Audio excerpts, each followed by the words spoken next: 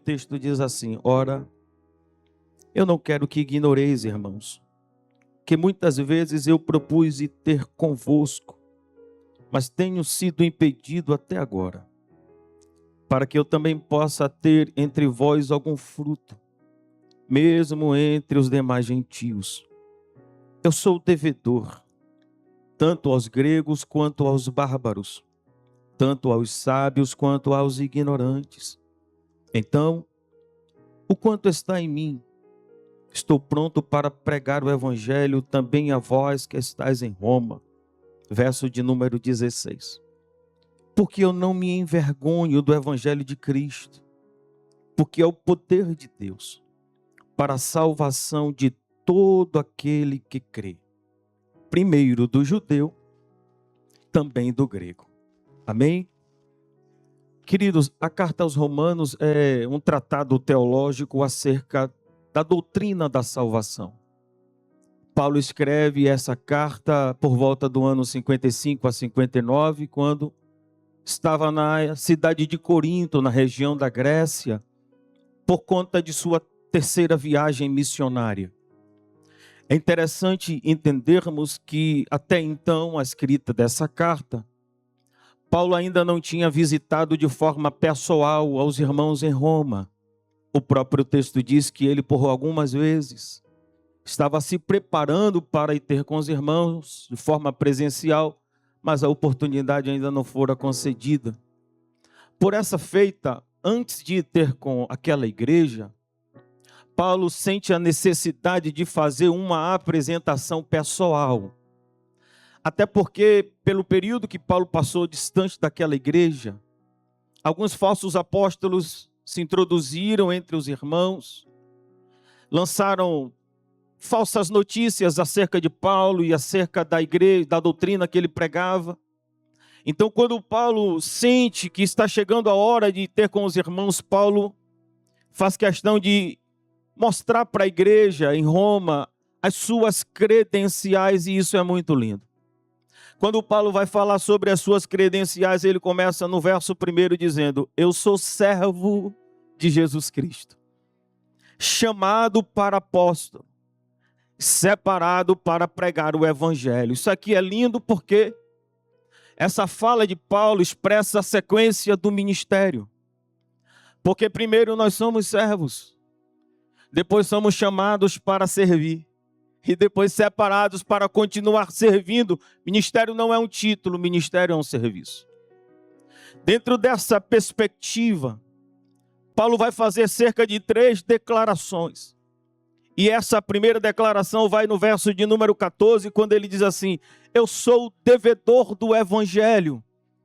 Aqui Paulo vai olhar pelas lentes do retrovisor da vida e vai entender na sua alma que ele não estaria onde estava se não fosse o evangelho de Cristo. Paulo olha para dentro de si e começa a dizer: que seria de mim se não fosse essa palavra? Que seria de mim se eu não tivesse encontrado esse caminho? Tem alguém grato aqui essa manhã? Deixa eu ver. A segunda expressão de Paulo vai no verso de número 15, quando ele diz assim: eu estou pronto para pregar o evangelho. Aqui Paulo fala da disposição que cada crente precisa ter, uma vez que salvo, uma vez que liberto, uma vez que transformado pelo poder do evangelho de Cristo. Todo crente precisa ter essa disposição para mostrar o caminho a outro. E essa humanidade precisa entender o caminho. Eu tive algumas dificuldades para chegar. E graças a Deus, se não fosse meu amigo que fosse no telefone: olha, varão, vai por aqui, entra nessa rotunda. Eu acabei entrando até no supermercado. Que bom que você me deu o caminho.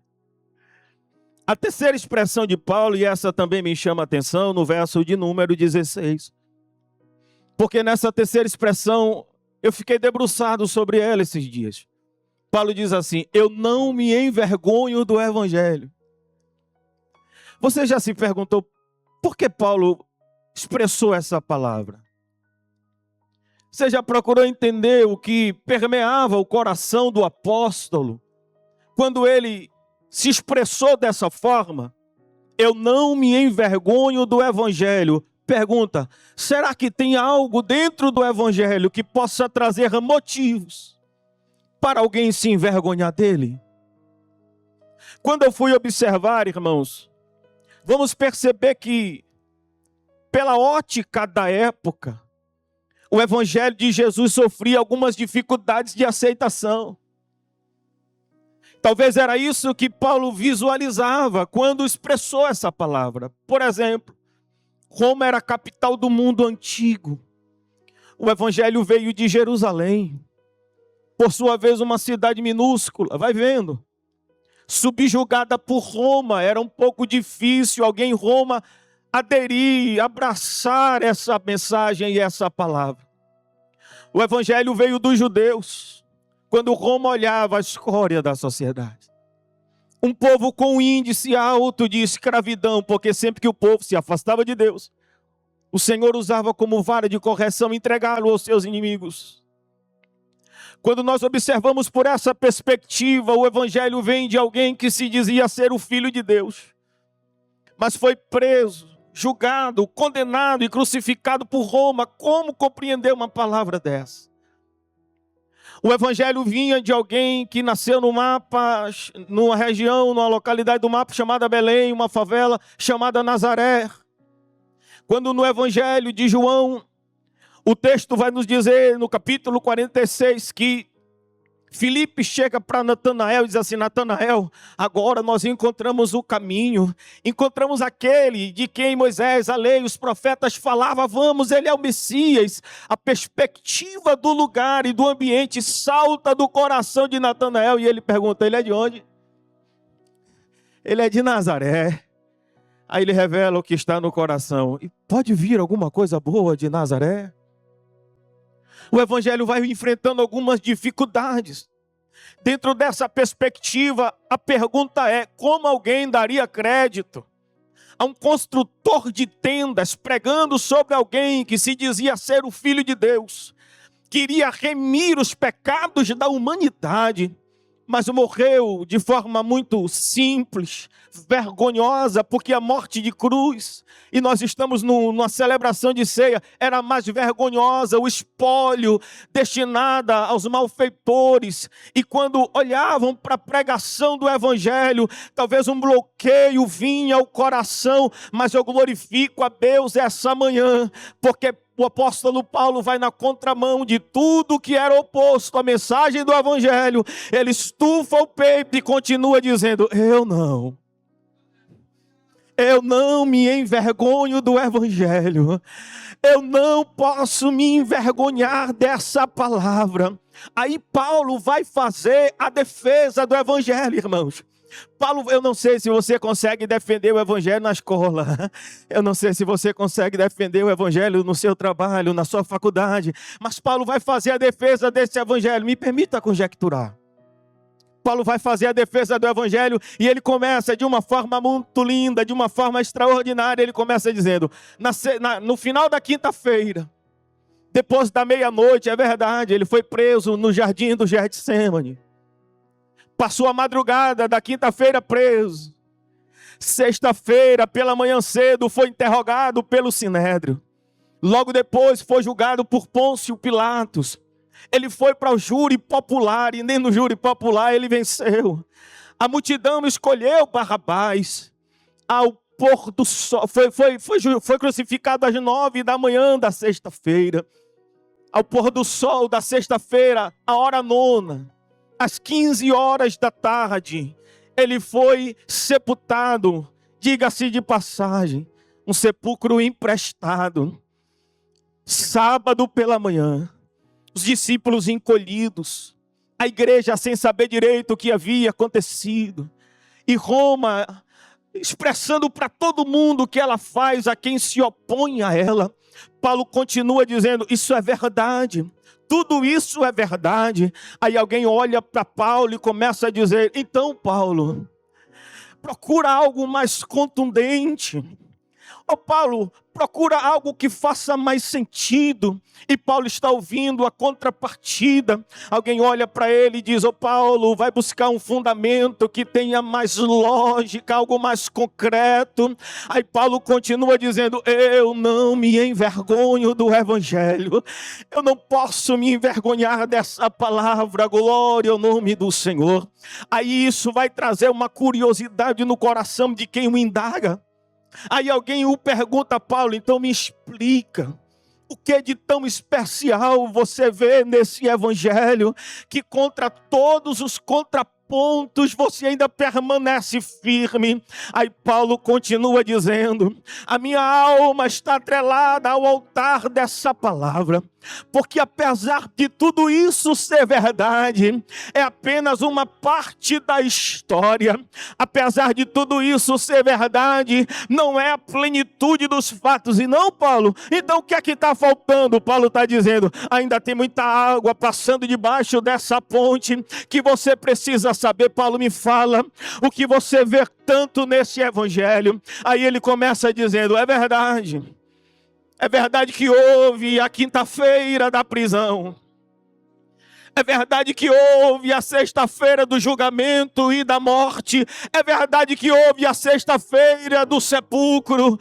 É verdade que houve o sábado da indagação, do encolhimento da igreja. Mas nós não podemos nos esquecer que também houve o domingo pela manhã. Paulo, o que foi que aconteceu domingo pela manhã? Domingo pela manhã, Roma estampou nas manchetes dos principais jornais. Qual foi a notícia? A notícia foi: os nossos soldados adormeceram e lacraram a pedra grande na porta do sepulcro. Mas enquanto os soldados adormeceram, os discípulos de Jesus aproveitaram para roubar o corpo dele. Amados, igreja Cir de Orem, isso é uma verdadeira propaganda enganosa. Se fosse no Brasil, deveriam ser enquadrados no artigo 287, inciso A, de 1940. É mentira, ninguém roubou o corpo de ninguém. A verdade é que no domingo pela manhã, a morte não conseguiu mais detê-lo no sepulcro. Domingo pela manhã, ele amanheceu dizendo: eu avisei que entregaria a minha vida, mas daqui a pouco eu tornaria a tomá-la de novo. E o dia é hoje. Jesus ressuscitou e ele ressuscita dizendo: esse não será o domingo da morte, esse será o domingo da vida. Esse não será o domingo da guerra, será o domingo da paz. E essa paz está derramada sobre a igreja Cir aqui de Orem. Esse não será o domingo do final, é o domingo de um novo amanhecer, de uma nova história e de um novo tempo que a palavra abriu-se para que nós entrássemos. E eu quero dizer aqui nessa manhã: graças a Deus que eu entrei por essa porta. Graças a Deus você entrou por essa porta. A nossa família também entrou. E quando nós entramos, encontramos a paz, encontramos a graça. E essa manhã é uma manhã de celebrar a Ele. A pergunta é: vai celebrar agora ou vai aguardar para depois? Vai tomar posse dessa esperança agora? Levante a sua mão, adore a Ele. Ele ressuscitou e está aqui para a glória de Deus Pai. A porta da graça se abriu e nós entramos. A morte de Cristo não foi um acidente. A morte de Jesus foi um decreto do Pai. Por isso eu não posso me envergonhar dessa palavra. Eu achei extraordinário quando numa conferência interdenominacional, líderes de várias religiões, inclusive um pastor, todos receberam a oportunidade para falar. Mas quando o pastor estava falando de Cristo, das maravilhas que é servir a Ele, alguém com um tom de deboche volta para o pastor e diz assim: pastor, o seu Cristo é tão bom que nenhum túmulo ele tinha para ser sepultado. Foi sepultado num túmulo emprestado de José de Arimateia. Oh glória! O céu nunca vai perder, meu pastor. O céu nunca vai perder. O jogo de hoje eu nem sei, tá? Talvez a gente precise desse jejum e dessa oração que tá. Mas o céu não, queridos. O pastor, com uma serenidade gritante, olhou para aquele homem e disse assim: para que ele precisava de um túmulo próprio? Ele sabia que só ia passar um final de semana nele. Graças a Deus que alguém reagiu. Eu quero dizer que Deus está no controle de tudo. Eu quero dizer que o céu está no controle de todas as coisas. O céu está no controle da sua vida. O céu está no controle da sua casa. O céu está no controle da sua família. Eu vim dizer essa manhã que a maior notícia que a humanidade já recebeu não veio da Casa Branca, do presidente dos Estados Unidos. Não. A maior notícia que a humanidade já recebeu não veio da sede da Organização Mundial da ONU, não. A maior notícia que o mundo já recebeu veio de um túmulo vazio. Jesus não está mais lá. O Cristo dessa igreja estará aqui essa manhã. Eu sinto Ele na sua vida. Eu sinto Ele nessa casa. Celebre Ele, glorifique ao Senhor. Receba. Porque desde que o túmulo ficou vazio, que o decreto do céu foi estabelecido sobre a nossa vida. Eu não sei se você vai receber, mas vou liberar do mesmo jeito.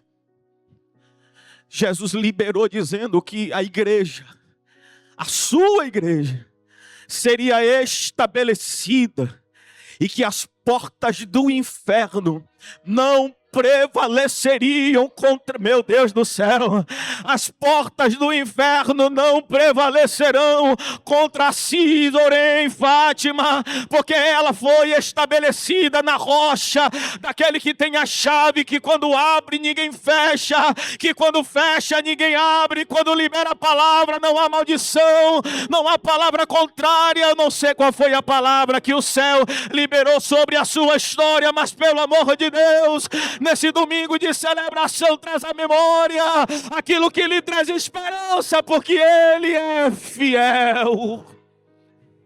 Recebe em nome de Jesus. Há uma paz de Deus que excede todo entendimento, meu Deus do céu. Querido, a caneta que escreve a nossa história, a caneta que escreve a história da nossa família, a caneta que escreve a história dessa casa aqui, não está nas mãos do homem, muito menos nas mãos do nosso adversário. A caneta que escreve a história desta igreja não depende da economia da Europa. A caneta que escreve a história do seu ministério, meu pastor, que escreve a história dessa casa, está nas mãos daquele que tem a caneta. E quando ele escreve, ninguém apaga, não tem guerra, não tem conflito. Ele estabeleceu e é Ele que a mantém até hoje. Então, em nome de Jesus, nessa manhã de celebração, entregue tudo. Entregue. Porque Ele merece. A essa altura, amados, na agenda do nosso adversário, Ele programou que já deveria ter acabado com a nossa vida, que já teria dado um cabo à nossa história, que já teria cerrado aquelas portas. Oh, mas graças a Deus, que nos dará vitória por nosso Senhor e Salvador Jesus Cristo. Ele até tenta, mas quando ele pensa que vai conseguir, ele se depara com o leão da tribo de Judá. Meu Deus do céu. Está sentindo ele aqui nessa manhã, irmãos? Está sentindo ele aqui nessa manhã, irmãos? Ele diz: o projeto é de morte, mas o céu diz: o projeto não é de morte não, tem vida aí. Tem vida aí, meu Deus do céu. Recebe a vida que emana da cruz. A vida para a tua casa, para os teus negócios. Tem vida da parte de Deus. Deixa eu terminar, irmãos. Em se tratando da ceia, olha como Deus guarda. Olha como Ele tem o controle. Olha como Ele tem a direção. Moisés, na hora do sacrifício, no umbral das portas, põe a marca do sangue. Tudo bem, Senhor. Deus não faz nada sem propósito. Talvez você nem estaria aqui hoje. Talvez teria marcado outra coisa no seu calendário. Mas o céu estabeleceu, hoje é manhã de celebrar. Por que Deus não faz nada sem propósito? É porque o Senhor sabia que no Egito, na entrada da porta de cada egípcio, havia o nome da divindade que supostamente no coração daquela família era quem guardava, protegia, abençoava e provia. Na entrada da porta de cada egípcio, quando entrava, na casa de um tinha lá, Osíris, já estava dizendo, território dele. 7. Aí o pai olhou e disse assim: ah é? Então vamos. Coloca minha marca lá, Moisés, que eu vou mostrar como é que guarda. Coloca minha marca lá, Moisés. O sangue do cordeiro, que eu vou mostrar como é que livra. À meia-noite, o anjo passa. Eu não sei você, irmãos, mas na minha vida, quando Deus quer, Ele quebra protocolo. É por isso que eu não posso ir por todo mundo. Tem guerra, pastor, eu sei. Mas aqui em casa Ele está vivo. Milhões de desempregados, eu sei, querido. Mas aqui em casa Ele continua vivo. Eu falei com o Danilo ontem: Danilo, eu vou fazer um negócio na AIMA, que para todo mundo é impossível, mas eu creio que Ele está vivo aqui dentro. Então, se Ele quiser, no dia lá, Ele vai. Aí o anjo passa na casa do egípcio. Tem lá o nome da divindade que guarda aquela casa. O anjo não quis nem saber, irmãos. Se fosse lá na Bahia, a gente ia dizer: entrou de voadora. Morte na casa do egípcio. Na outra casa, o anjo olhou, viu a marca, o nome de outra divindade. Aí, outra expressão de lá: quem é fulano de tal na fila do pão? Não quero nem saber. Aqui vocês conhecem isso, irmão? É? Ó, estou em casa. Mas chega uma hora, irmãos, que ele vai entrar na casa do crente onde Jesus já ressuscitou. Aí o anjo chega na casa do crente, irmãos, e ele está tentando entrar, o anjo da morte. Ele está tentando entrar, mas não consegue, irmãos. Chega na porta e fica. Estou conjecturando. Ele chega na porta e fica e está tentando. Eu gosto sempre de analisar. Aí alguém pergunta: e aí, rapaz, não vai entrar não? Ele está dizendo: rapaz, na casa ali do lado, ó, não tive dificuldade nenhuma de entrar. Eu olhei a marca, não conheço quem é, mas essa casa aqui está difícil entrar. Eu estou vendo uma marca que não vai dar para saltar essa marca. Eu estou vendo uma marca que não vai dar para passar. Vai, rapaz, vai de voadora, coloca o pé, arromba. Mas a palavra diz: não vai prevalecer. Quando a palavra diz não vai prevalecer, está dizendo que é uma força de dentro para fora, que é mais forte do que o que empurra de fora para dentro. O anjo olha e diz: aqui não vai dar para entrar. Tem uma marca ali que é mais forte do que eu. Tem uma marca ali que é mais poderosa do que eu. Nós estamos falando da Páscoa. Aí alguém diz: tem uma rota alternativa. Pensa. Páscoa no original é: passa por cima. Não dá para entrar não? Então poupa, meu filho. Nessa marca aí não vai dar para passar não. A marca do sangue do Cordeiro, que foi vertida pela vida dessa igreja. O anjo da morte tenta entrar e o Senhor diz, aqui não. Aqui já tem dono.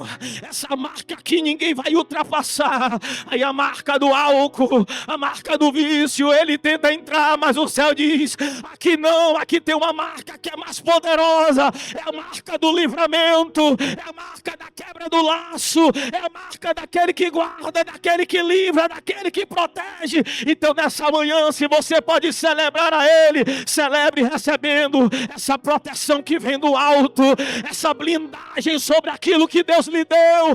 Ele já morreu, está vivo e o túmulo já está vazio. Esta manhã tem alguém para celebrar ao Senhor, glorificar a Ele, exaltar a Ele, porque Ele vive, porque Ele reina e porque Ele tem o controle sobre todas as coisas. Se for possível, olhe para alguém que está do seu lado e diga para ele, calma, levante a sua cabeça, descanse a sua alma, aquele que lhe prometeu é fiel para completar a obra. Não vai haver desespero, não vai haver depressão. É uma paz que blinda, é uma paz que faz erguer a cabeça e continuar. Eu recebo essa paz esta manhã. Eu recebo essa graça aqui nessa manhã. Irmãos, só Ele. Só Ele. Por isso que agora eu entendo o tom pujante de Paulo dizendo, não, pode dizer o que quiser, mas eu não. Desculpa. Talvez eu estou falando um pouco mais alto do que eu de costume. Desculpa. Mas é porque quando eu entrego, eu quero entregar tudo, irmãos. É porque eu sei de onde Ele me tirou. É porque eu sei de onde eu vim. É porque tem momentos na nossa vida que nós chegamos naquele limite, no limite. E você diz assim, daqui não vai dar mais. Daqui eu não consigo mais. Cheguei, Senhor. É a última gota. Mas essa manhã eu vim no caminho, preocupado. Aí é cheio de curva de lá para cá, né, irmão? Misericórdia. Eu gosto de apertar o pé um pouquinho. E eu vim dizendo, Jesus, ainda bem que não tinha nem acostamento, irmãos, nessas curvas que deu vontade de dar ré e voltar para trás. Meu Deus do céu, porque eu vim com a alma daquele jeito, olhando para o Brasil e o que eu deixei lá. E dizendo, Jesus, me ajuda. Mas no meio do caminho, irmãos, eu me deparei com uma subida, na frente tinha uma curva e o sol brilhava bem de frente. Eu disse, Senhor, se o Senhor está me trazendo, é o seguinte, eu não quero nem saber qual foi o sucesso ou o insucesso da minha pescaria da noite passada. Cheguei na praia, vou entregar meu barco, então pode usar para pregar, para alimentar, para ajudar, para fortalecer. Levante a mão, porque Ele nessa manhã me trouxe aqui para lhe dizer, você vai um pouco mais. Agora não, continua. Não é hora de parar, prossiga, porque daqui a pouco vai se revelar no extraordinário aquilo que Ele já determinou.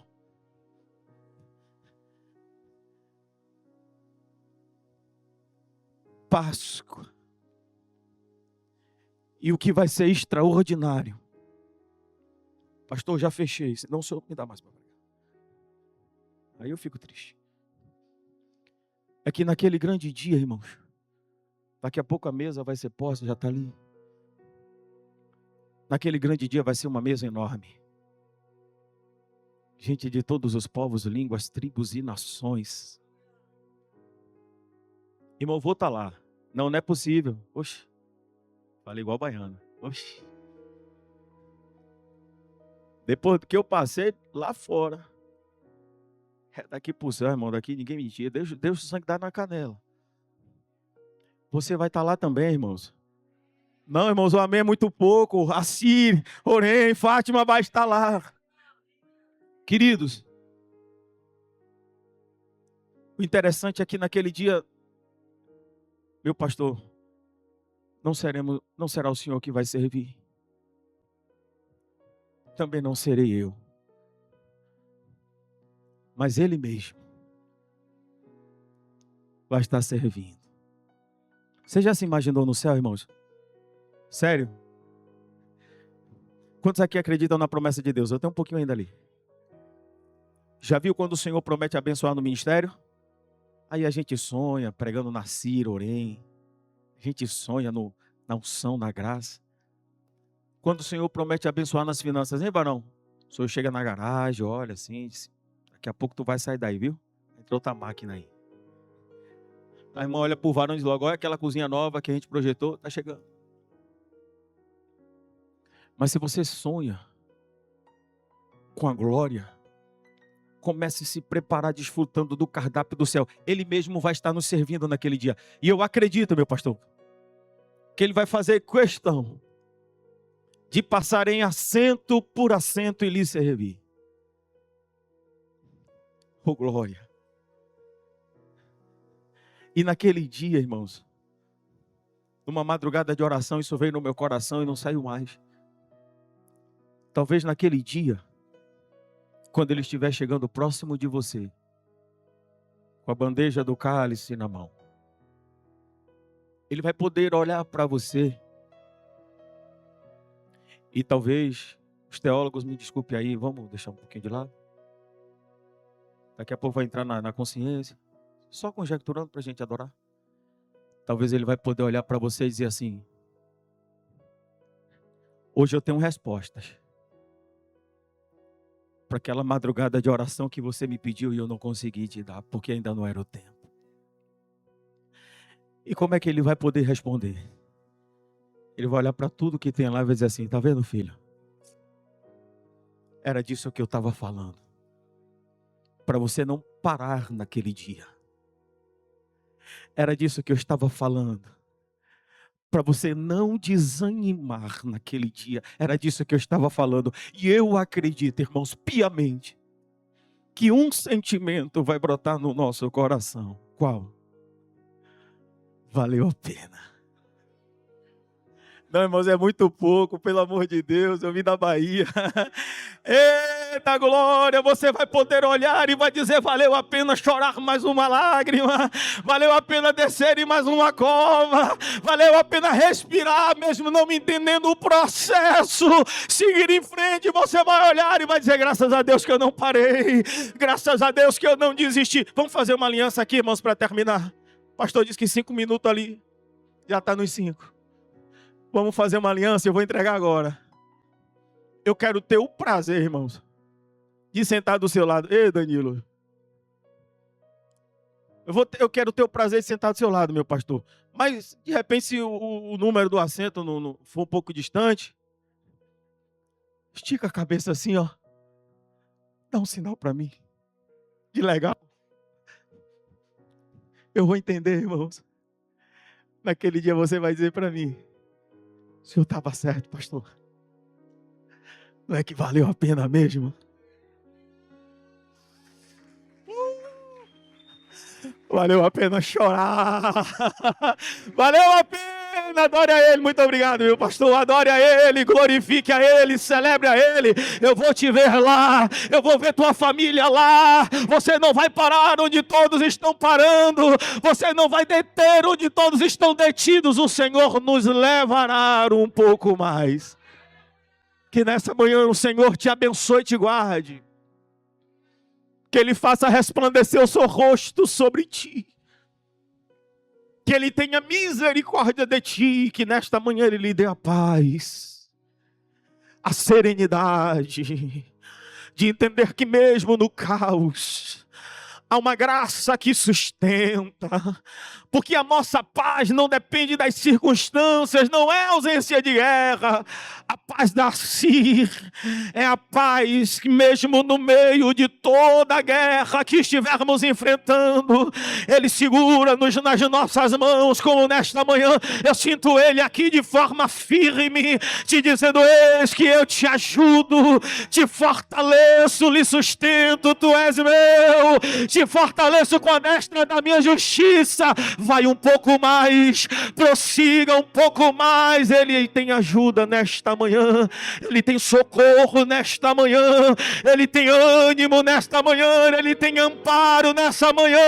A torneira da graça estará aberta, os céus se abriu sobre a si, está derramando bálsamo. Tem bálsamo que cura a alma, tem bálsamo que cura as feridas. Ao tomar do cálice e ao segurar do pão, faça como se levantando um troféu de vitória, porque mais um mês conseguimos. E a esperança da minha alma, que a próxima pode não ser aqui.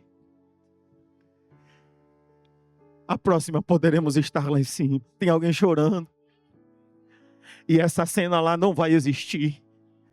Ele enxugará dos vossos olhos toda lágrima. Aplauda Ele, celebre a Ele, glorifique a Ele. Deus abençoe, meu pastor. Muito obrigado.